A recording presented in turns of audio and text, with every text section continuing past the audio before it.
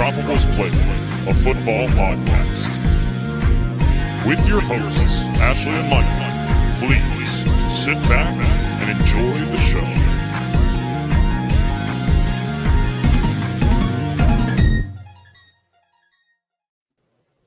Hi, everyone, and welcome back to the Undroppables Playbook. I'm your host, Ashley. This is my co-host, Michael Duncan. How are you? I'm just dandy. Yeah. I'm not nearly as sad as I might seem. That's good. At least I'm as sad as I probably seem. It's been a rough day, but I'm glad to be doing this. Get something to take my mind off of today. We're going to get into some of what we saw this week in the first week of NFL playoffs. We have some key injuries and players coming back from injury. And we're going to talk a little bit about matchups going forward, who we like, who we think might win it all. So stay tuned the entire episode, and we could jump right to it. I do have a couple of the injuries that happened. We'll go down the injury report kind of for what we're expecting for this week.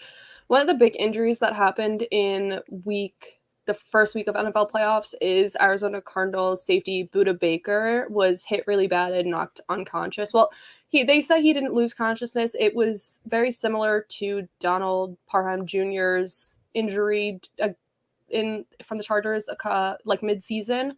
So he froze, tensed up all his muscles. So it looks like the signs of someone being knocked unconscious.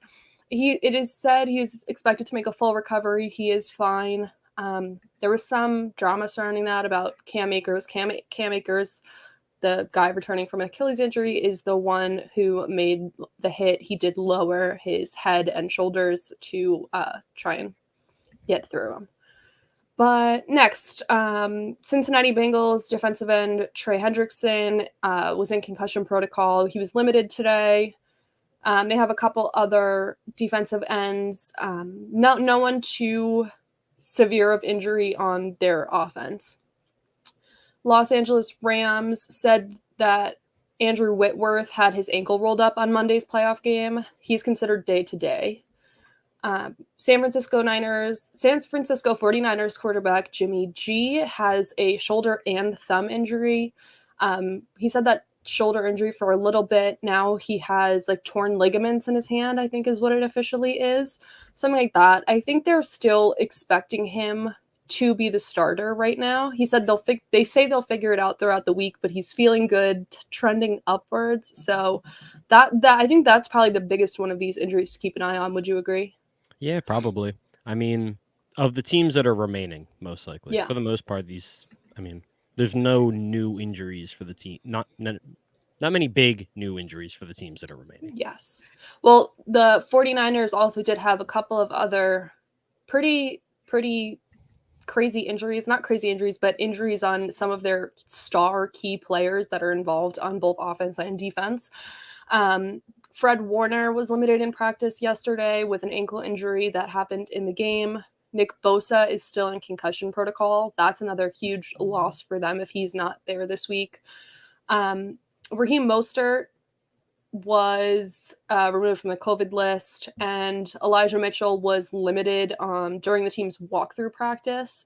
I'm not sure. It says knee injury. I'm not quite sure what that's all about. There was really no news about that, so I'm thinking it might just be letting him rest. But yeah, I think we can go on to some of the big comebacks. Derrick Henry is practicing. He practiced in pads yesterday. He passed contact practice, I believe, this morning.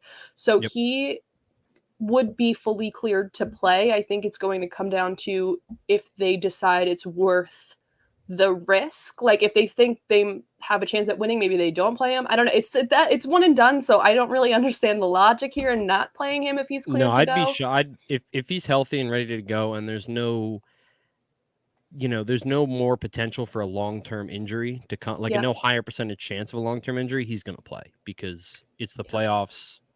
That's why you play. So.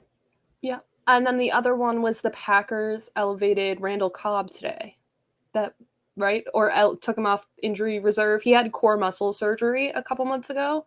And from what I saw, he was I don't know if it was fully cleared. I don't remember the wording. I forgot to pull it up, but something good happened with him today. I think he was moved up and is ready to play this weekend. Yeah.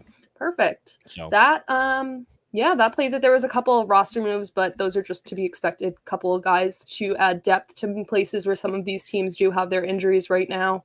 But other than that, nothing too crazy that like is any key star players that you think would absolutely destroy your team's chances if you lose. I think the 49ers are kind of the biggest one with injury concerns right now. Yeah, and nothing is too surprising with them. Yep. Like it's all kind of more or less what you were expecting. Yeah, and guys that might be able to play might be on a snap count. Nick Bosa might be able to get out of concussion protocol in time, even though is it a short week for them? No, it's not them. It's the Rams who have a short week. But yeah, crazy first week though of NFL playoff football. Why don't you start us off talking about some of what we saw this weekend? Yeah, I mean, well, kind of, I'll use the injuries to kind of transition into our next topic. But two big things that came out of this weekend, I think, were from two NFC East teams, the Cowboys and the Eagles. Ezekiel Elliott, running back for the Cowboys, did come out and say that he's been playing on a torn PCL. I don't know for how long exactly. It seems like it was, a decent chunk of the season. Which, maybe that can kind of explain away some of the lack of bursts. He just kind of looked off. Aged is what I was going to say. Off is probably a nicer way of putting it. In the latter half of the season. So, I think that's a big deal. It's going to be interesting to see how they approach that in the offseason. And then also quarterback for the Eagles, Jalen Hurts. I mean, after they lost the game, he was walking around. He was seen walking around in a walking boot, which I want to say is the first time we've seen that. But basically, he said, the foot injury that he had early in the season, it never really 100% got right. He doesn't know if he's going to need surgery, although I believe that I read that it was unlikely, but, not guaranteed for sure. But, those are two things that we're going to have to see kind of, how they handle in the offseason. Is there something a little bit more that we should have been worried about? And, also, how does that affect the way that we look at the end of their 2021 season? But I think that kind of brings us into what we wanted to talk about next, which was... Hold on. Let's backtrack for 1 second, because why don't we talk about news? Because there was some news about Jalen Hurts today. Jalen, they did announce that, well, it's not really news, but your GM says that as of right now, that Jalen Hurts is still considered the starter going into next year, that this team was a playoff team, that Jalen Hurts put this team on his back, made some serious improvements for being a first-year starter, which is really what he is. He was a rookie. As much as he got practice time on an NFL team last year, he was playing as a rookie. So he did really good leading a team to the playoffs. So your GM did say that today, correct? Yeah, my GM says a lot of things. I mean, last year, Carson Wentz was like a finger on your hand. You can't imagine your hand without it. I guess we can. It's a very different situation. Carson Wentz asked to be traded. He wanted out. It's different. It is what it is.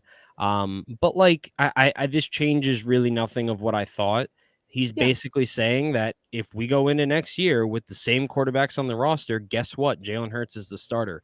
Yep. Shocker. If they get a call and say, hey, give us a first-round pick and we will give you Russell Wilson, guess who's going to be the starter next year? Not Jalen Hurts. It doesn't mean anything. It doesn't mean anything. I know it's not breaking news, but you were talking about Jalen Hurts, so I wanted to bring it up. And I know. I'm annoyed because of Eagles Twitter, because you have half the people that sound as if they're Jalen Hurts doubters or Team Gardner Minshew that are like, oh, it doesn't mean anything. It's like it doesn't. But it's the only reason we're saying that is because the other half of the people are like, see, they have no doubts. No, they have no options. It's okay. Giants Gardner Twitter Minshew over Jalen Hurts. The fact that there still is a Giants Twitter is surprising to me after this last season. Everybody wanted to kill each other. I tend to stay away from team-based Twitter arguments because, you could talk players, you could talk a little bit about the team, but the second you say anything about one specific team, if you follow even a couple of people from there that like that tweet, it's going to cause controversy. So, but I love Jalen Hurts. I do. You and I have talked a couple times off screen and I believe on screen once or twice about how Jalen Hurts is kind of one of the perfect fits for Philly and how he is really just a stand-up dude. I believe we did talk about this one of our first weeks because I said I hate to say it, but he almost makes me like the Eagles a little bit because I just love Jalen Hurts as a player and as a person. So that makes you like the Eagles a little bit more. Yeah, he's an extremely likable person. He's an extremely likable player. He's easy to root for. But how about we can use the Eagles to segue. This is my third and final time trying to segue. But we're going to talk a little bit about the team before we get into the, who's left in the playoffs. We're going to talk a little bit about the teams that are no longer in the playoffs. And I guess we can start with the Philadelphia Eagles. We kind of just want to touch on, like, what's their future look like? Things to be concerned about, things to be happy about, based on not only their playoff performance, but also just their 21 season as a whole, now that it's finally over. But yeah, I mean, if you're starting with the Eagles, I think as a whole, you're probably pretty happy if you work for the Eagles right now, because you're the only first year head coach to make the playoffs this season. You didn't really know what you had in Jalen Hurts, but he made strides as the season progressed, and that's important. He wasn't perfect, but he was good. You were able to kind of really get to see what Dallas Goedert can bring you going forward as a quote-unquote franchise tight end. I don't know if that's a thing, but that's what Zach Ertz was, so I guess that's what Dallas Goedert is now. And I think Devante Smith in a lot of ways showed you that he is a true number one wide receiver. Speaking of things my general manager says, that is something that he said today in the press conference. He also said that he views Jalen Reagor in that number 3 role. Great. You get to keep him forever. Yeah. Awesome. Fantastic. But yeah, I mean, there's plenty to be concerned about. And I think the important thing moving forward, it was kind of nice to hear Howie Roseman, our GM, say this was, they're not viewing this as, holy crap, all of a sudden we're win now. They're viewing it as, we're a talented team that has a lot to get better at, but we were able to make the playoffs, and they're viewing it as a way to grow. And I think that's the way to think about it, because you don't want to go all of a sudden and just trade for a bunch of old players and hope that you can compete for a Super Bowl, because you can't just because you made the playoffs. You want to keep growing from the bottom up and continue to build a core of players, a core of young players that is going to be able to compete for a while. You want to see Jalen Hurts next year in another year in a new system, with another year of Devante Smith in that system, and hopefully some young talent, or maybe a free agent wide receiver or something, just some more talent around him, and kind of see what happens. The defense, it's just going to need to get better in terms of personnel. Jonathan Gannon got embarrassed after I finally complimented him on the pod. He got embarrassed a little bit against Tom Brady. It's not the first time it's going to happen. It's not the last. But he's gotten a couple head coaching interviews, which is a little bit odd as a whole. But if he's gone, he's gone. Fine. If he's back, fine. But the personnel needs to get better on that side of the ball, and I think it will, because again, you don't have a lot of. You just don't have a lot of talent on that side of the ball to begin with. It's going to be very hard for it to go down significantly. You're hoping that young players can take step forwards, that you can bring in more draft picks and maybe sign a free agent or two to fill a hole. And I think the Eagles, I mean, as a whole, you have 3 first-round picks. I think personally there's a lot to be excited about moving forward into the future. And the playoffs were kind of just an icing on the cake, where you had very low expectations.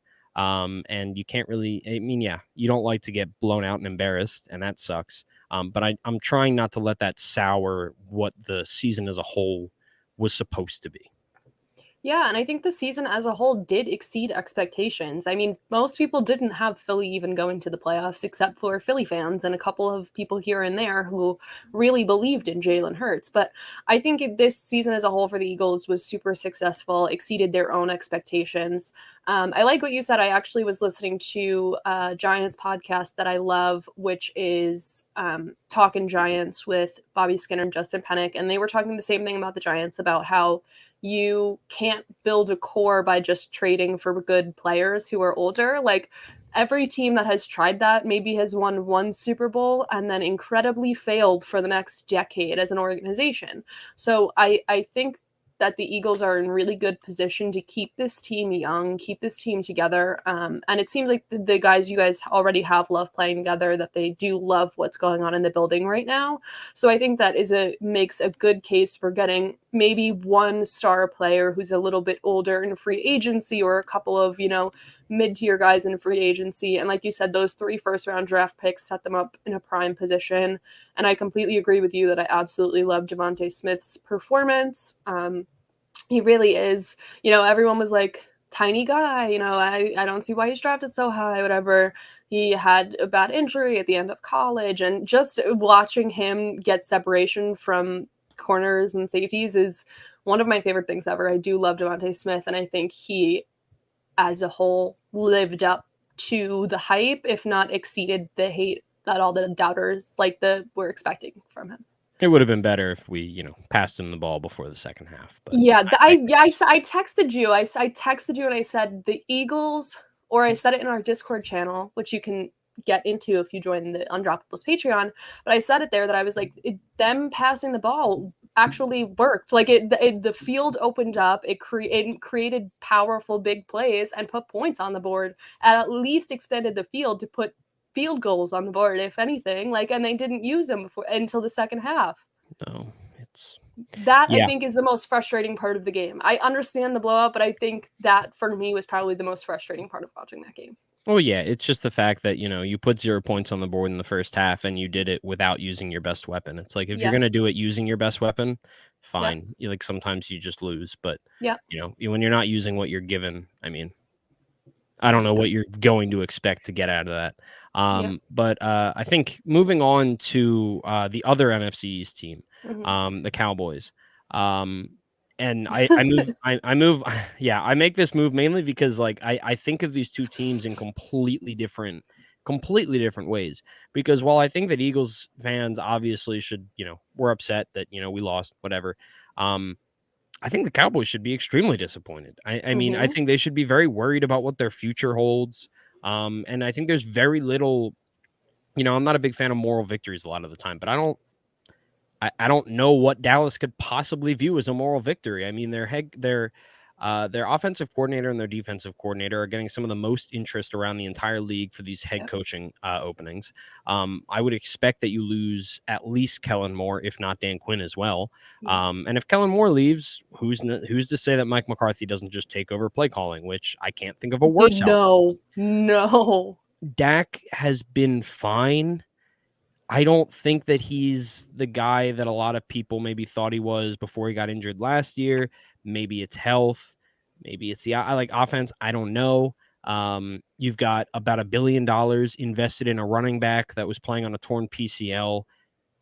The jury's out whether or not, how bad or how good he looked prior to that.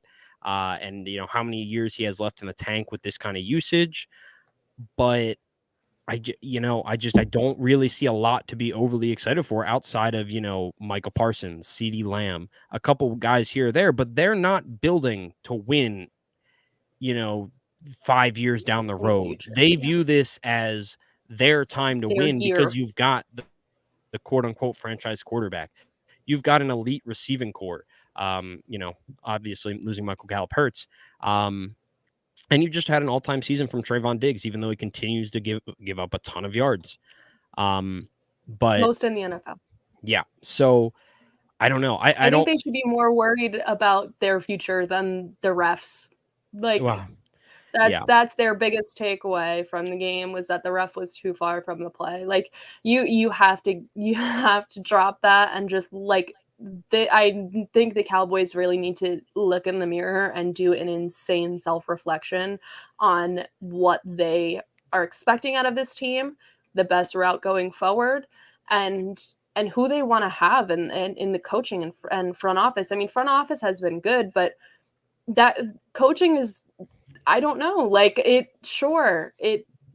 They won games this season, but again, with a superstar, quote unquote superstar cast, you should be winning a little bit more, and you should be making it out of the first round of the playoffs. And I understand that the 49ers are a great opponent. They are a killer team this year, but you need to do some sort of evaluation here and figure out if Mike McCarthy should be the one leading this team anymore, if you should try and shake up coaching staff. I mean, I don't know. I don't know the best path going forward for them, because this looked like the best path going forward for them, and it's really just not working out.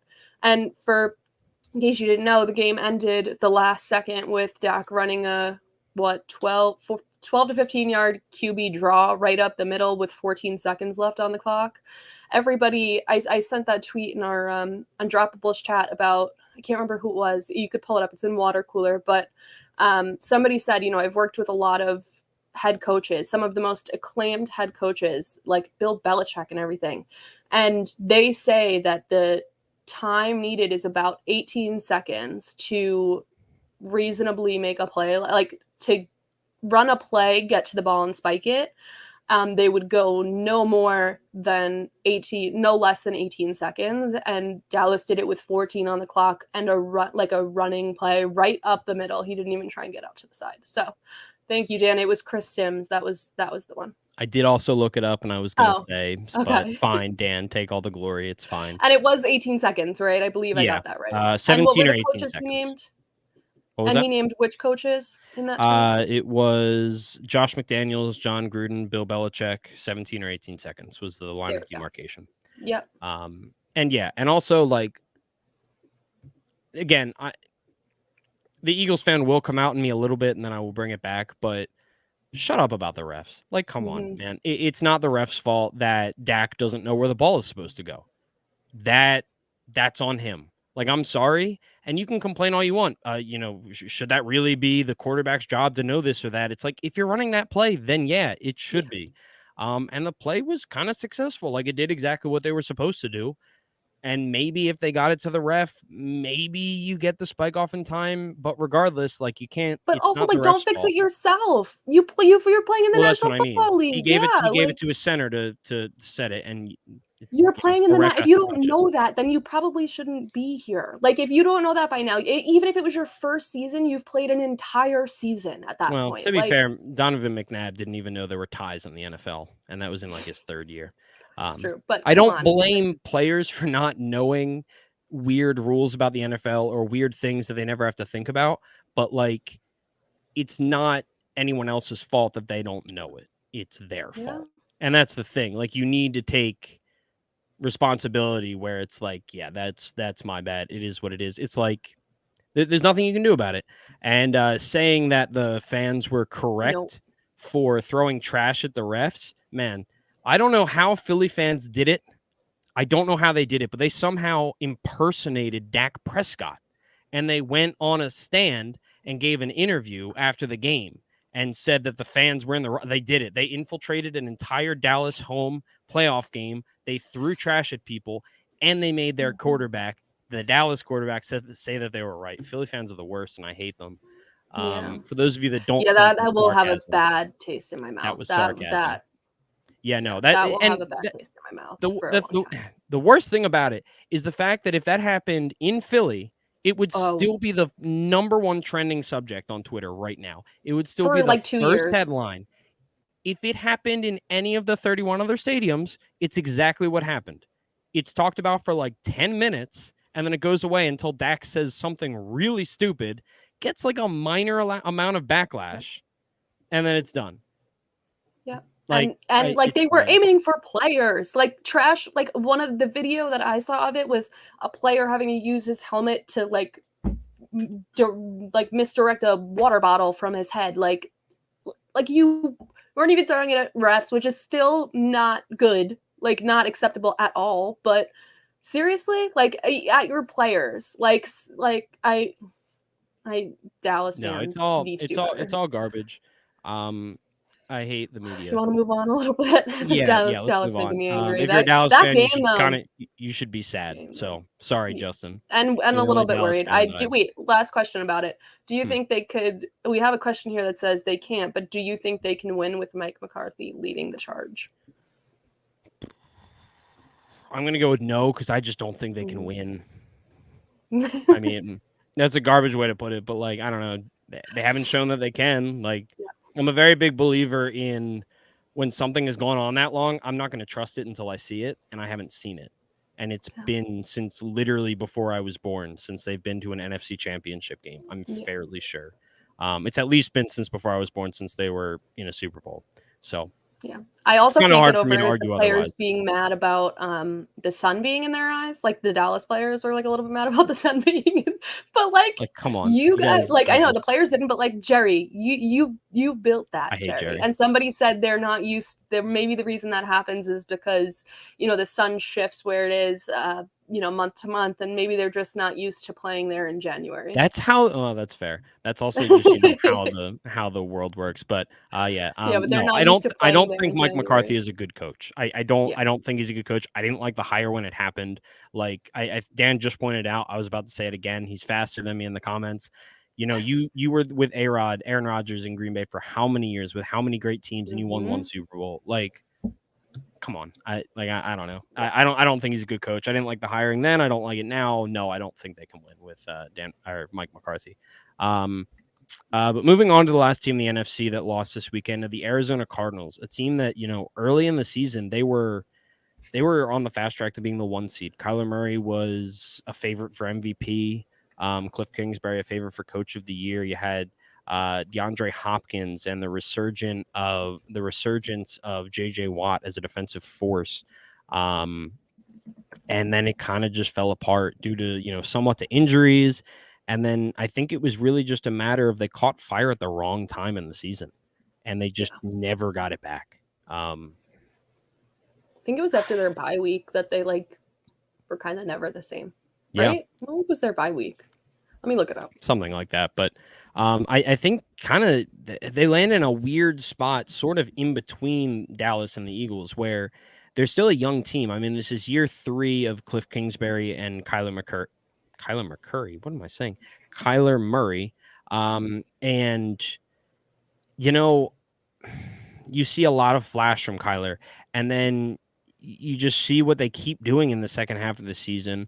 I wasn't sold on Cliff the last 2 years. I thought the first half of this season, again, when they were rolling, I thought he was Coach of the Year. Yeah. But Kyler sort of fell apart. He was awful in this playoff game. And I think, Cardinals ownership and Steve Keim, I believe, is their GM, have to really stand back and say, okay, do we want to, one, commit to Kyler? Because Kyler is about to enter the 4th year of his rookie deal. Obviously, they have the 5th year option to still control that financial situation, but he's eligible now for an extension. And, if you extend him, you're calling him your franchise quarterback, and you're going to give him a lot of money because he's performed like it when he's healthy. But there's been no playoff success. Even as you've started to put things around him, like DeAndre Hopkins, who obviously they were missing in the latter half of the season. You started to get some more pieces on defense, and AJ Green, Christian Kirk, getting a little older, drafting Rondale Moore this year. There's a lot going on, and they're very much in a place where Dallas was a couple years ago, where they need to decide how they feel not only about their head coach but also about their quarterback, both independently and together. Yeah, that the entire performance was really, really a letdown. Their bye week was week 12. They went into the bye week 9-2. They were undefeated through 7 games this season, the start of the season. And, I really don't know that. I don't even know what to say about their performance. It was just so bad. Everything that had worked for them all season, they decided to not do. Everything that would work against the Rams, they were not doing. It was just a very heated game that they never stood a chance. They could not stop anything that the Rams were doing. They couldn't do anything of their own. That play by Kyler Murray where he didn't take the safety and instead threw up a pick 6 right in the end zone, horrible. Which I get it. I guess I understand where you're coming from, and it was whatever. That wasn't the one thing that ended their season, but yeah, I think they kind of just need to, again, with all of these teams, look forward. They have so many talented people on that roster, and for them to lose in the first round, and I know it was against another team with so many superstar players, but you should have at least stood a chance against the Rams, and you played them in the season twice. You should have had a chance to win that game and kept yourselves in it at least. It was almost a really embarrassing loss. Yeah, honestly, I'm not even sure that I'm that worried or concerned about the playoff game in particular. For me, it's the entire second half of the season. The team that they were in that second half of the season versus the team that they were earlier in the season are just two complete opposite ends of the spectrum. The wins that they pulled out in the second half of the season never felt convincing in the way that they were in, September and October. And then, some of the losses were just miserable. I mean, you couldn't win it. They couldn't buy a win at home is what it felt like for a long time. They lost to the Lions, which is an embarrassment. And there's just, I think at the end of the day, I think you probably see them remain patient because the Cardinals are not really the type of organization to do anything crazy or, they're not one to change on a whim. I think they're very addicted to the status quo. And I think when you have a young, hotshot head coach like Cliff Kingsbury and you spend the number 1 overall pick on a guy like Kyler Murray, sorry, technical difficulties on Ashley's side. I think you really, I think it's smart to stay the status quo. I think you're just going to push forward. You're going to keep trying to surround Kyler with more talent and hope that the playoff experience helps both of them. So, yeah. And I think that might be what it is. Like maybe this team just needs more experience. I don't know. That I don't really have much to say about this one. What I said was kind of all that I got going on for that one.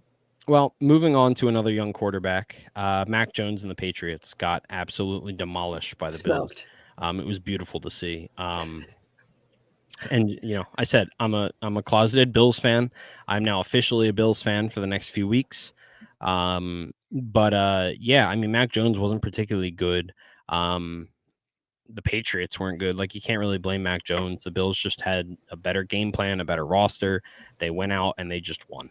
And they threw dildos on the field while doing it, as the Bills do. Typical Bills. I know. They get famous and they're funny for it. But, we throw snowballs at Santa Claus one time, and that's what we get. But yeah, I mean, honestly, the Patriots, I think, are the most boring of any of the teams in this conversation because I think it's very straightforward, what the way you feel about them.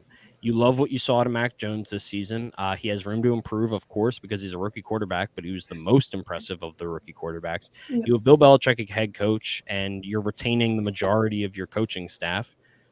What is there really to be worried about? I mean, you knew that the roster was just kind of a mess after Tom Brady left. I mean, their wide receivers are pretty bad. You spent a lot of money on tight end, and one of them has been very good at scoring touchdowns, and the other one plays football. And outside of that, the defense has been great.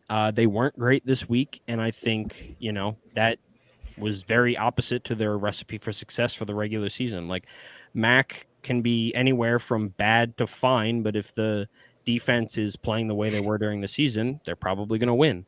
I don't know. I'm not. Do it. I know this is not a radio show. Come on, do it. There's no first time, long time. We'll give you like 2 minutes. Come on. No, we will not. Why? Because that audio quality is going to be garbage, and I'm unfortunately also the producer. Link. What? Send him the StreamYard link. Let him talk about it for 2 minutes. Oh, Lord. I'll talk while you do that. I think to me it's just that this was an absolutely perfect game by the Bills. Like, they did everything that they were planning to do, everything they said they were going to do. Josh Allen was 21 for 25 for 308 and 5 touchdowns and no interceptions. Like, that performance by Josh Allen is a performance you'll be talking about for a long time. I think for the Patriots that are not the team that we're supposed to be talking about that is not in the playoffs anymore, is that they really do need to get like a superstar wide receiver. They need like a clear-cut wide receiver one there. I do love Kendrick Bourne. I think he can grow into a very good role on that team, but I think they need a clear-cut wide receiver. And I think that they Nelson Aguilar? No. He's a former first-round pick. Babies. Not like Aguilar. I know. He won a Super Bowl. I know he did, but he is not winning anything right now. I don't know what there is to complain about. First-round pick. He's in like his 7th year in the league, plenty of experience, and he's won a Super Bowl. Yeah. Can't catch balls. What's to complain about? Hey, he's caught at least 10 this season, so I know. don't He know the wasn't issue is. horrible, wasn't really great. But yeah, I think another thing for me is kind of just boosting up that defense. I think adding a couple more personnel for the defense would be a good spot to target for the Patriots. I think Mac Jones is, like you said, anywhere from good, but I think he's a little bit more than fine. I do believe that, he can grow, and I think that there is a huge future for the Patriots with Mac Jones. I think they kind of just need to adapt a little bit towards him a little bit more, kind of find his strengths and let him grow. I think for him that's the big thing is just allowing him space to grow and develop his talents, because he's very clearly a talented guy and works very well for the Patriots. So I think that would be probably my big thing is just, time. I think this Patriots team just needs a little bit of time and a little bit of personnel decisions. But I think, like you said, this is the boring one out of all of them. Yeah, I mean, they're going to just keep being good. It's fine. It is what it is. Do you want to go to the last blowout of the week before we get to maybe the only close game, or maybe the one of two close games? Yeah. All right, so the Steelers. Again, kind of a boring one. Because very, very boring. There's a lot of questions to be answered, but nobody knows the answer to them. The Steelers barely made the playoffs. I really wish they hadn't. I've said it multiple times on this podcast. I'm still angry about it. I'm angry I had to watch Big Ben play again. It went about exactly as I would have thought it would have, and Big Ben is hopefully done playing football. He's outlived his time in the NFL. Yeah, it's safe to say his arm has been dead for like a year and a half now. Yeah.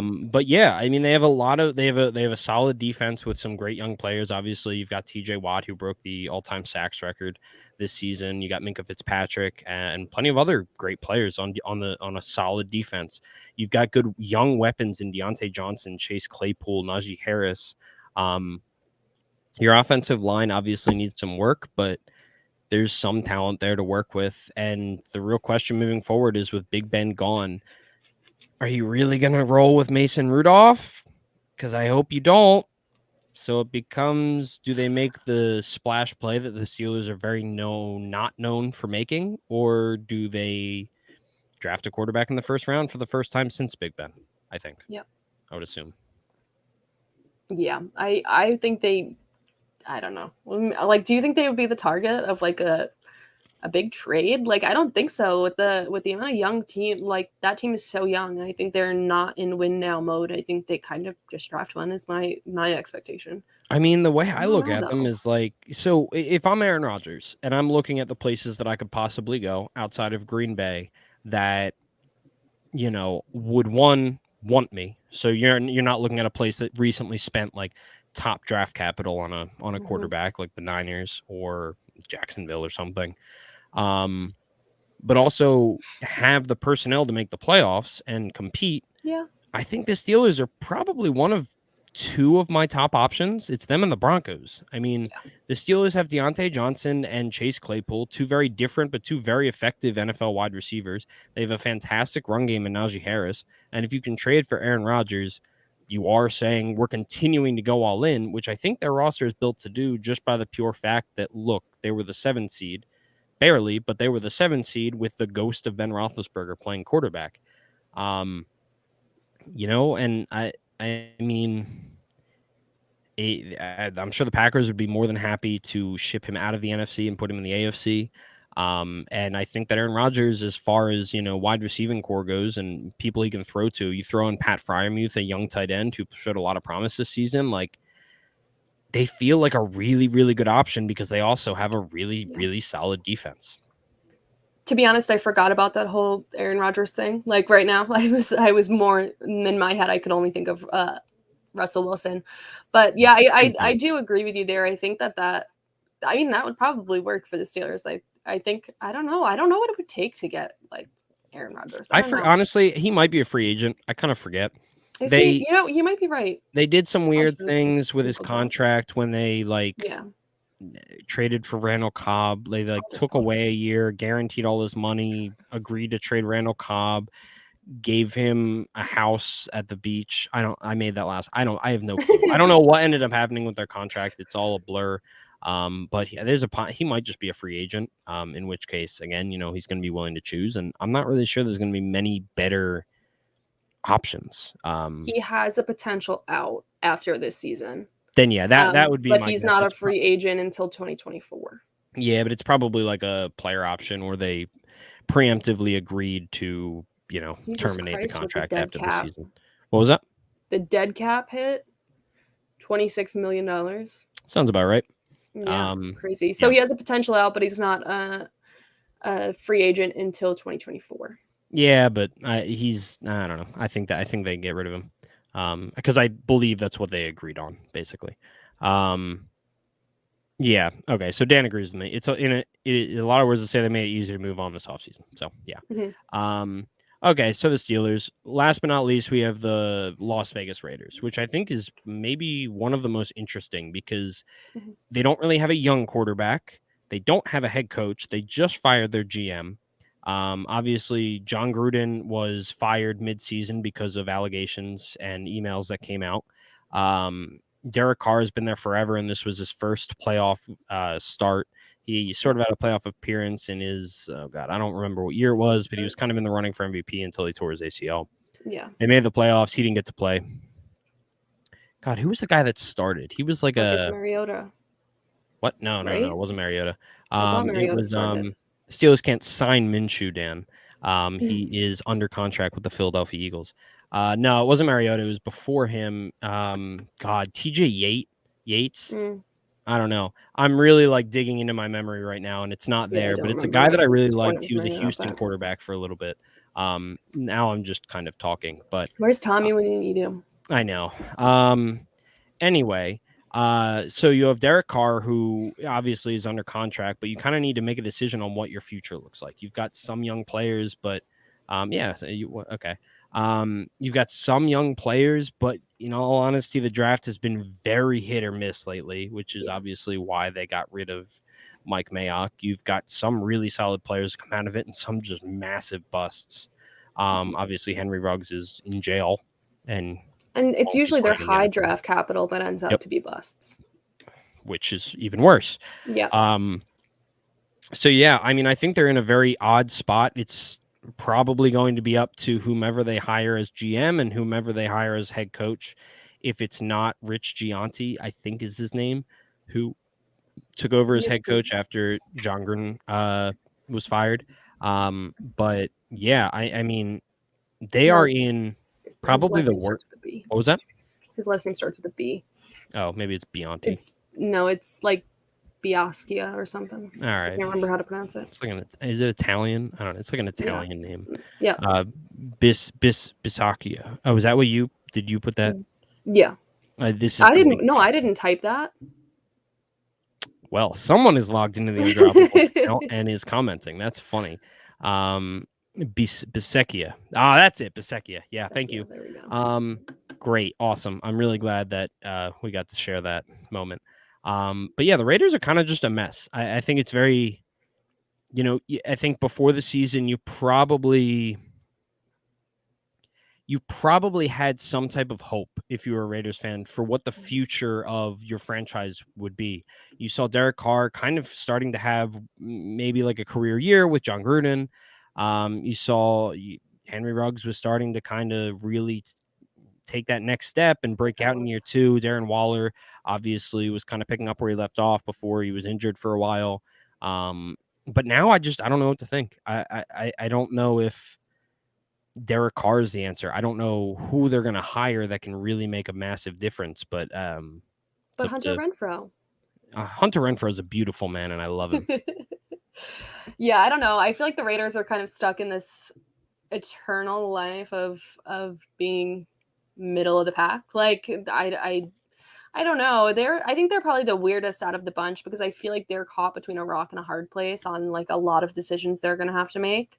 And yeah, I that's another one. Like I don't know how you continue to go forward with Derek Carr. Like I think Derek Carr is great. I think he has been not great. I think he's average. I think he has done kind of what they expected him to do a little bit. I think they expected more out of him, but he hasn't been horrible, but I think it might just be time to move on from Derek Carr. And like you said, I think the big thing for them is that they really need to kind of fix that scouting department and the front office to be able to have high draft picks that hit and not only low draft picks that hit. Because if that's the way you're going to go, like, those players that you're missing out on the top are some of the best talent. Like, and yes, some of the great talent comes out of the lower rounds, but you know, if you're using that capital and not trading it away, then you really need to be hitting on these players. And I think that's kind of the biggest one for me, is that. And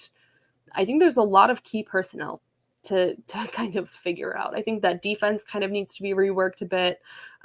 They improved towards the latter half of the season, but yeah, that they're kind of like an enigma right now. I don't know what I would do if I was in their shoes. Yeah, it's not a position that I think a lot of teams really want to be in. Having a 30-year-old quarterback starting his first playoff game, with a now fired GM and a replacement head coach. He is interviewing for the head coaching job. He had his interview of course. today.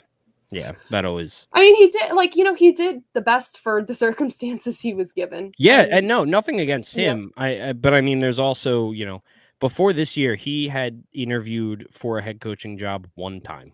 Yep. In his entire career. So did Gruden called the plays, correct? Yeah. Yeah. I'm fairly sure.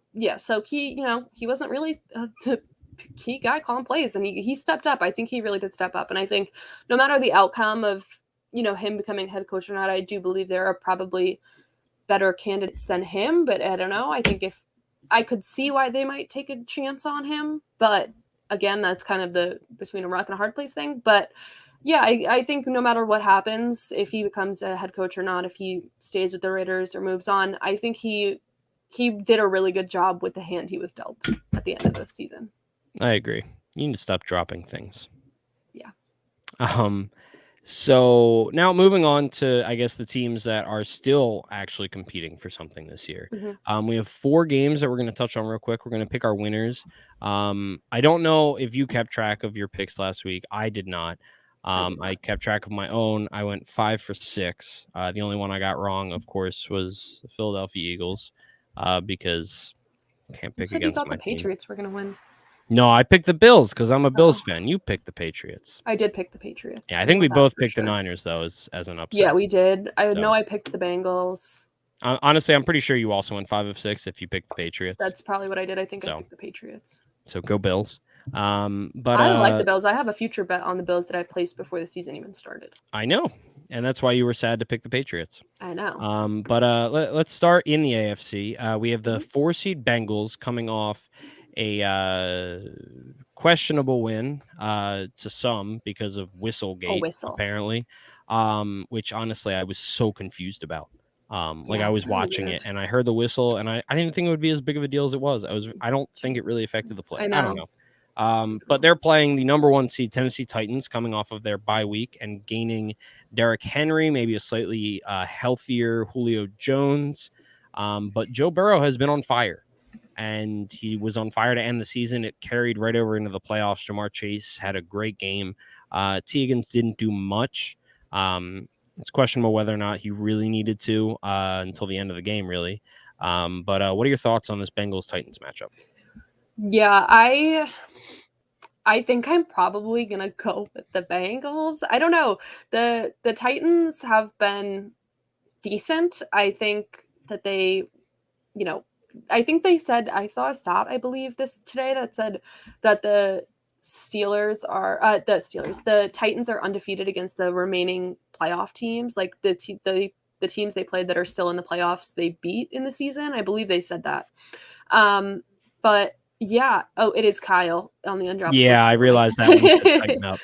I think I'm going to take the Bengals. A resident Titans fan. I'm going to agree with, Russell Wilson when he said it feels like there's really something special coming out of Cincinnati right now. I don't know. Joe Burrow kind of looks unstoppable right now, and I don't know if the Titans defense can stop them. I think the Titans offense can keep them in the game, but I don't know. I know that they have a really good front five, the Tickle Monsters, right, Kyle?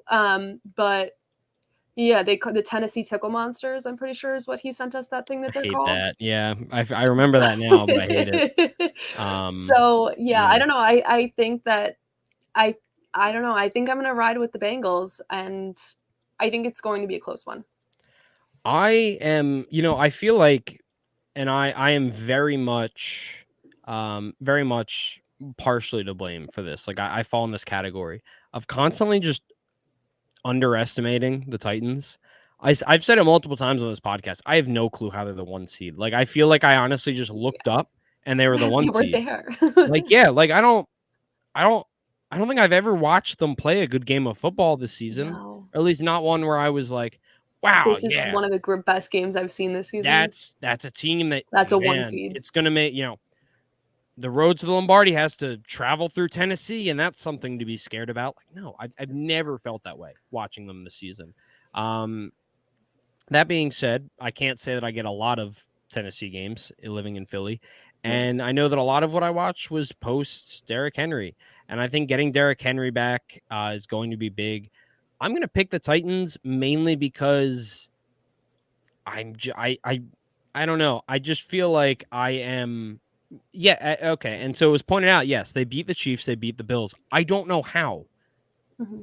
I didn't watch that game and feel like, wow, they really just beat up on that team. Like the Chiefs were in a rut then, and the Bills had a really rough stretch of the season. But both of those teams have rebounded back, and they've looked like, wow, that is one of the best teams in the NFL this season. I never felt that about the Titans.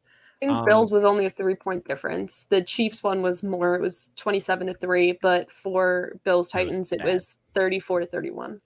Yeah, so I'm going to go with the Titans. The Chiefs only scored 3 points against them. I just said that, Kyle. I really like the Bengals, but I also just think, I don't know. I think that what's his face deserves head coach of the year. Coach of the year. Vrabel. Who? Vrabel. Yes. Couldn't remember his name. I don't know why. Mike. Yeah, that's my name. Wait, is Mike Vrabel? That is right? your name. I am losing it today. It is Mike Vrabel. Mike Vrabel, I think, should probably be coach of the year because I don't know how they got to the 1 seed. So I'm gonna go with the Titans because I think that he's just going to be able to outcoach, not a rookie but a very young quarterback, a young team in general. I love the Bengals' future, but they are an extremely young team, and I think that can win sometimes against a team like the Raiders. But I think a more experienced playoff team like these Titans, I think they're just going to have an advantage. I will say I loved Zach Taylor going into the bar in Cincinnati and giving Cincinnati the game ball. That was one of the coolest things I've ever seen a head coach do.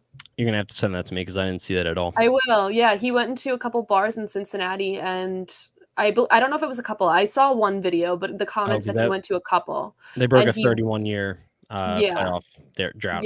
Yeah. Yeah, and he brought a ball in and was like, "You guys helped us with this win. We have a great future. We have something special here. Like, give this game ball to the city of Cincinnati. You've waited long enough," or something like that.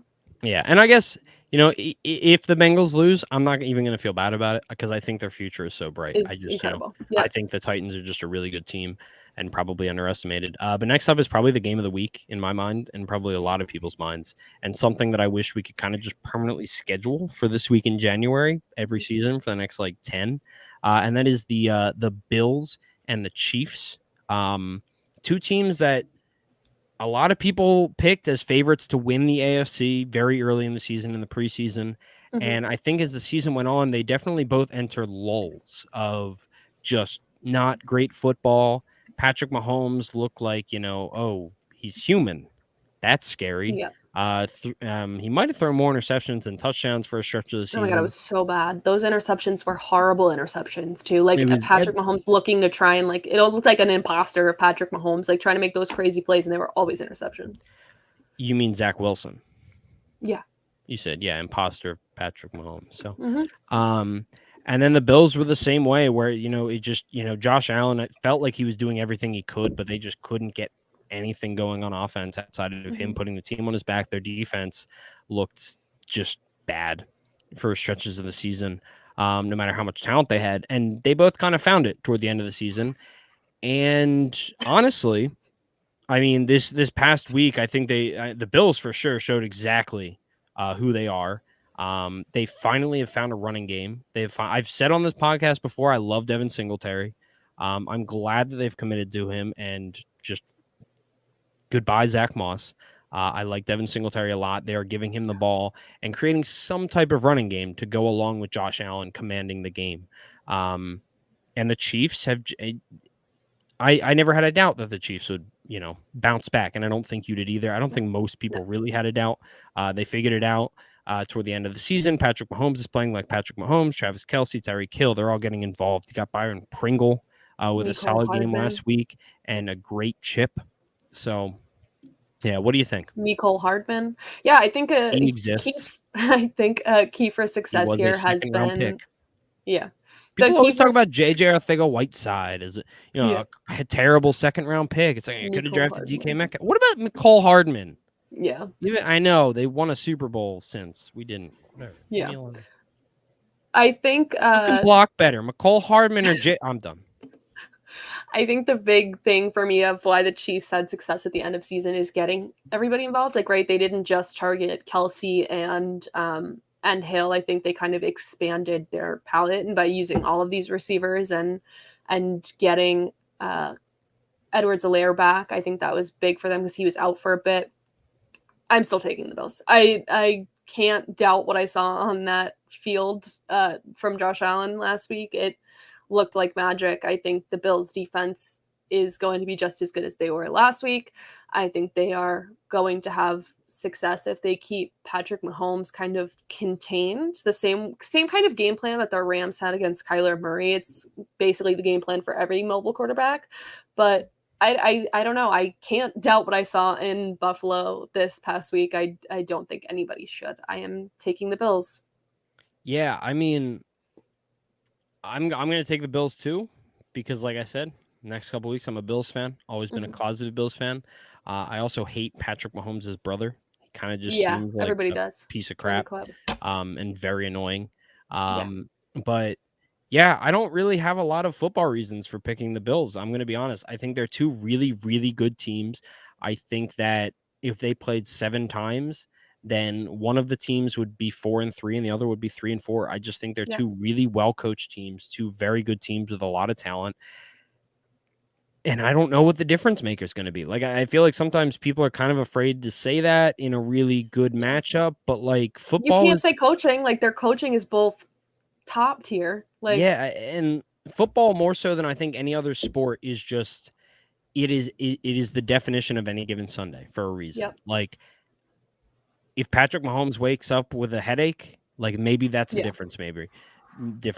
Maybe Devin Singletary can't feel his hand. I don't know. Stupid crap like that. Like that's all it takes sometimes. You get a bad text from your girlfriend breaking up with you right before the game. Like maybe that's the difference maker for that second string safety that all of a sudden finds himself in the game and can't concentrate. I have no clue.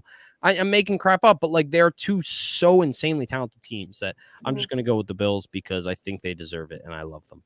Yeah, and I think one last thing is that in Buffalo this past week, I think you can see why there has been such interest in all of the Bills personnel for head coaching candidates and as head coaching candidates and as GM candidates, because what they're doing there is working. And even though, and you know what, both you talked about Kansas City going through a drought. I mean, the Bills went through a little bit of a drought there. They did not look like themselves at all. I mean, they for a long time there. So I think this is probably one of my favorite, like you said, one of your favorite, but also one of my favorite matchups of the weeks because they really went through a lot of the same things this season.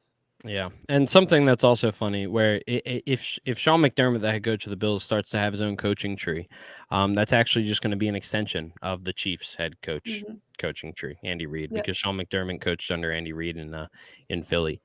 So that's fun. Andy Reid. I was talking about this with Jax actually last week before Undrafted, where Andy Reid has like a grand coaching tree, he has like grandsons in his tree, maybe great grandsons. It's insane. But regardless, we have 2 matchups left, both on the NFC side. I'm going to start with a game that is a rematch of the NFC Championship from 2 years ago.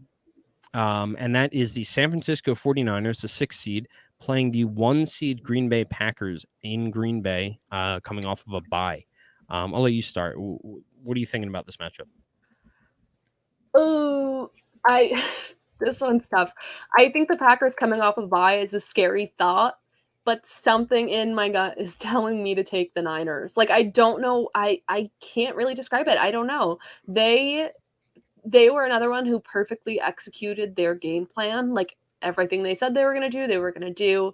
They clearly, I said this in a tweet, that they very clearly adapted their game plan to their opponent. And some coaches have a hard time with that they just kind of have a general baseline game line and a game plan, and that they just kind of adapt and tweak little things.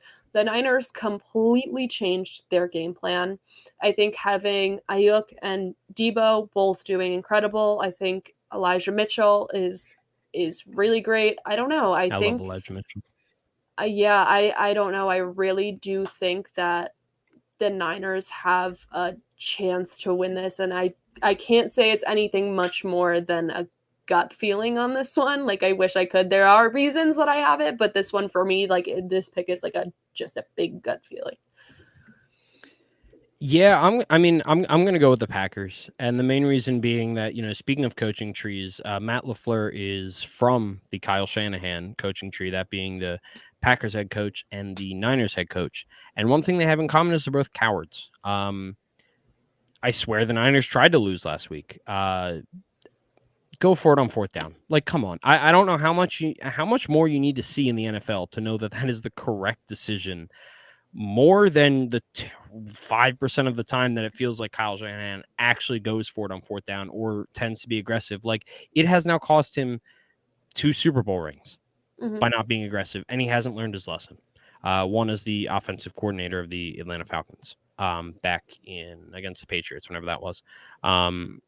Jay Gruden. Oh, yeah. I guess it is all part of the Jay Gruden coaching tree, isn't it?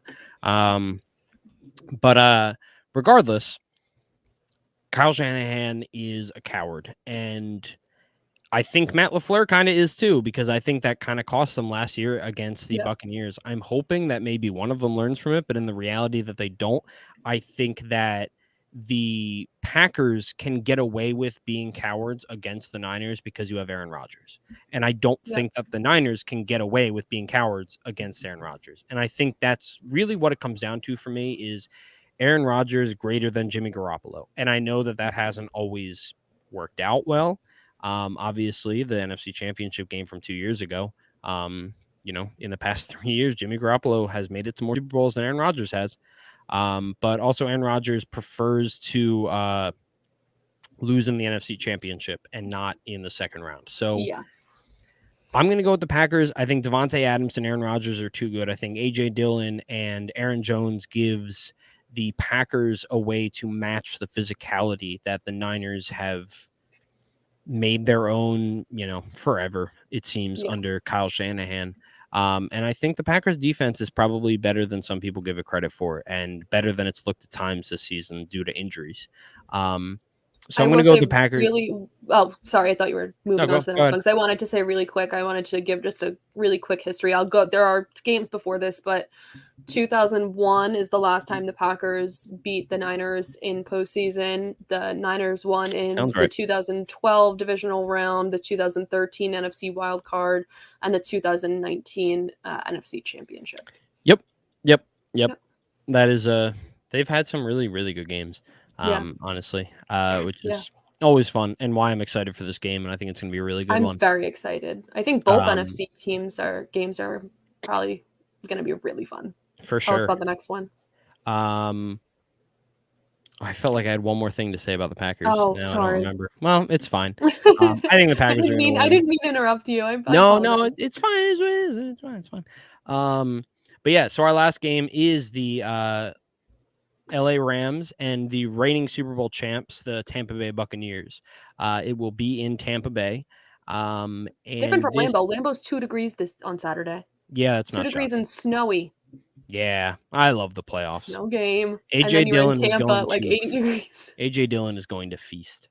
Dude is massive. His thighs are huge. I feel like if for some reason you're watching this and you don't really watch football, you're probably wondering why I just commented on A.J. Dillon's thighs, but it's beside the point. Look it up. They are massive.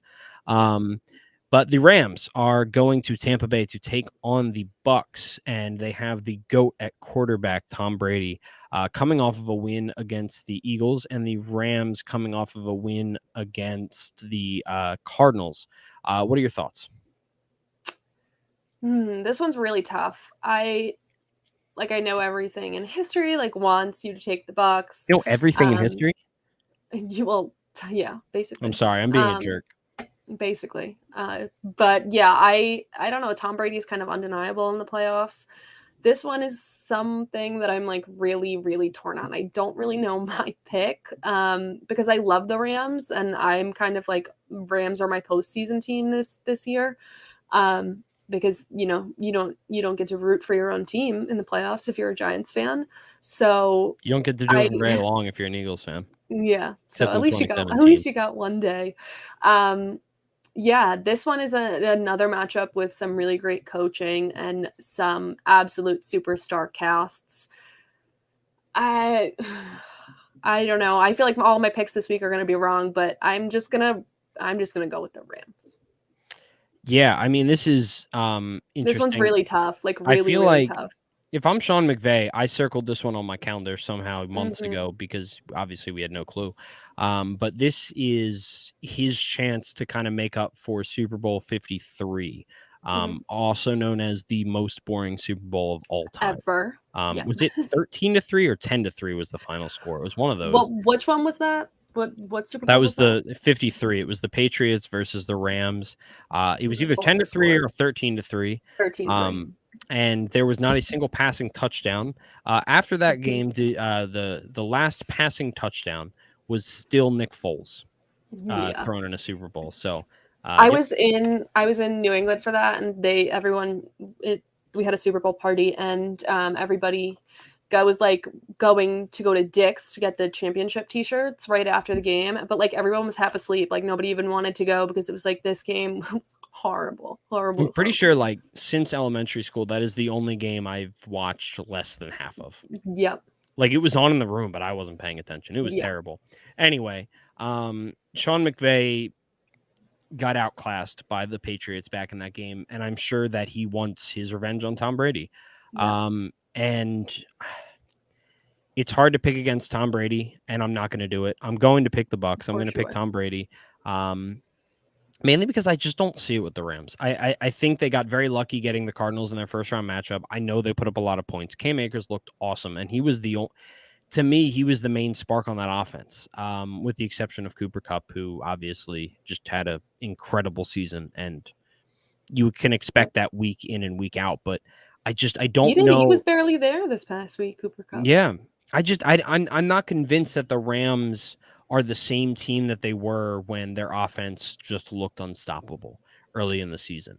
I mean, there was a point in the season where we thought the Rams and the Cardinals were maybe the two best teams in the entire league. Mm-hmm. And the Rams just looked like they were operating a computer system on their offense, and it was just you press enter and it went, and it was working. And I'm just not. I don't know if I've seen that to the same extent. Obviously, again, they won against the Cardinals last week, and I don't think this is that. Todd Bowles is an incredible defensive coordinator. The Buccaneers are an incredible and experienced team, and I don't know. You're going to have Jalen Ramsey on Mike Evans, of course, but I just don't. I don't know if it matters all that much. Mike Evans. We're getting playoff Lenny back. What was that? I didn't say that earlier too. We're getting playoff Lenny back. We should be, at least. Yes. Yeah. So I don't know. I'm gonna pick the Bucks. I think because I kind of want to see Tom Brady and Aaron Rodgers one more time in the NFC Championship. I think that would be the only reason I want to choose Tom Brady to win the game. I don't want to choose the Bucks. Yeah. I also don't really like Sean McVay, but that's beside the point. The next Sean McVay? No, I hate Sean McVay. I said the next. We always say that phrase on this podcast. Exactly. So do you know why? Do you know why I say that? Because they call everybody the next. Yeah, but McVay? Yeah, I'll explain after the show. Okay. I'll just explain now. In my home dynasty league, we couldn't think of a name, and that was around the time that Sean McVay was he got hired, and then it was oh, is this guy the next McVay? So my home dynasty league is called the next McVay. So I like to reference it as much as possible Yeah. because I hate I Sean love it. McVay, and he shouldn't have been coach of the year he was coach of the year. It should have gone to Doug Yeah. Peterson because he beat him in the regular season, and then one of them lost in the first round of the playoffs. So it's beside the point. Anyway, I think that brings us to the end of this show. We are a little over on time this week, but I think it was worth it. Yeah, I think it was. Why don't you tell people where they can find you? You can find me in Philadelphia, Pennsylvania, but also on Twitter at mpduncan75. You can find me here 8 p.m. on YouTube and Twitter, the Undroppables Playbook, at the Undroppables on Twitter and the Undroppables on YouTube.com. We are live, and the next day on all your podcast streaming services, you just search the Undroppables Playbook.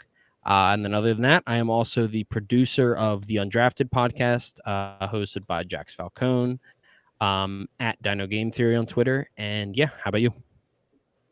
You can find me mostly on Twitter at Ashley_Marie with 2 A's at the beginning of Ashley. Like you said, you could find me here live every Wednesday at 8 p.m. Eastern Standard Time. You can find me on the Undroppables Discord channel, which you can get access to if you go to patreon.com/theundroppables. But yeah, I'm a little bit of everywhere. We have some great things coming up from this podcast for the Undroppables as a whole. I thank you all for supporting us. If you can, feel free to go to the Apple Podcasts, leave us a good review and a 5-star rating. If not, just join us back here next week anyway. We still love you, we promise. But yeah, thanks for hanging out this week. I hope we have another fun week of playoff football, and I hope if you have your team still in the playoffs that they win. Me too, unless you're a Chiefs fan, because go Bills, but also go Birds. So we will see you next week. Bye.